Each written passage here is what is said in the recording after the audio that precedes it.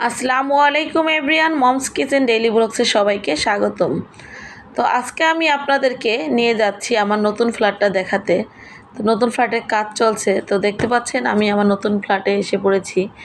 তো এই ফ্ল্যাটটা তৈরি হচ্ছে, এখন আরও কাজ হয়েছে। এই ভিডিওটা আরও কিছুদিন আগে নেওয়া। তো দেখতেই পাচ্ছেন এটা বাচ্চাদের রুম, এটা আমার রুম।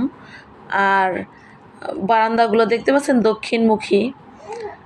তো এই ফ্ল্যাটটা কাজ হয়ে গেলে আমি সেখানেই উঠবো, হয়তো আর 2-3 মাসের মধ্যেই। এটার কাজ চলছে। তো এরপর দেখেন যে এইটা কিচেন রুম,